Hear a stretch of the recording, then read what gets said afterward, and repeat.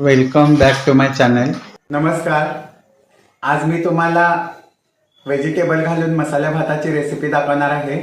चला तर मग त्यासाठी काय काय साहित्य लागते ते पाहूया. इथं मी 1.5 किलो बासमती तांदूळ घेतलेला आहे, बीन्स घेतले, वाटाणे, कढीपत्ता, कोथिंबीर, ओलं खोबरं, आलं लसूण पेस्ट, मीठ, ओली मिरची, गाजराचे तुकडे, फ्लावर, टोमॅटोचे काप, बटाट्याचे काप, वांग्याचे काप, शिमला मिरचीचे काप, तेल, कांदा, तमालपत्री, घरी केलेला मसाला, जिरे मोहरी, हिंग, हळद. रेसिपीला सुरू करूया. पातेलं ठेवून घ्यायचं आहे.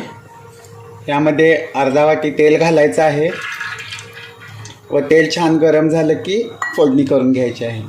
आता इथं छान आपलं तेल गरम झालेलं आहे. 2 चमचे मोहरी टाकायचे आहे, 2 चमचे जिरे टाकायचे आहेत, थोडी कढीपत्त्याची पानं टाकायची आहे, ओली मिरची टाकायची आहे, कांदा टाकायचा आहे व छान लालसर होईपर्यंत कांदा भाजून घ्यायचा आहे. छान आपला कांदा आता इथं लालसर झालेला आहे.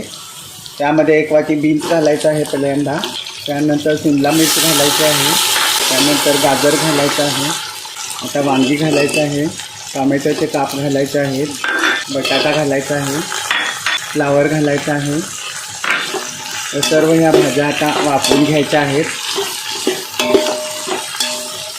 छान आपली भाजी आता इथं वापरून घेतलेली आहे. आता ह्यामध्ये फ्रोझन वाटाणा घालायचा आहे, 2 चमचे आलं लसूण पेस्ट घालायचे आहे,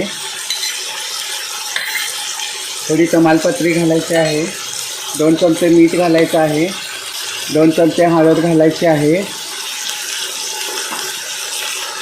2 चमचे हिंग घालायचं आहे व मिश्रण सगळं एकजीव करून घ्यायचं आहे.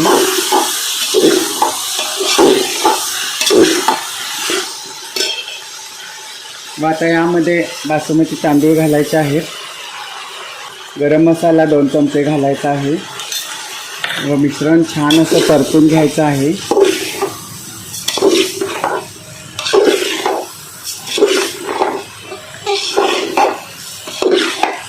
सर्व मिश्रण अगदी छान असं परतून झालेलं आहे.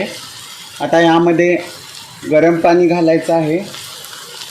त्या भांड्याने 3 भांडी मी पाणी घालणार आहे.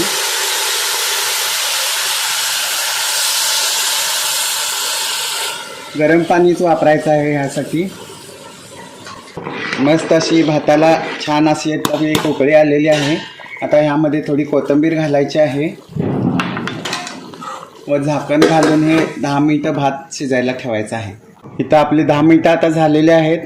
झाकण काढून भात झाला आहे का ते बघूया. हे बघा किती मस्त असा भात शिजून झालेला आहे.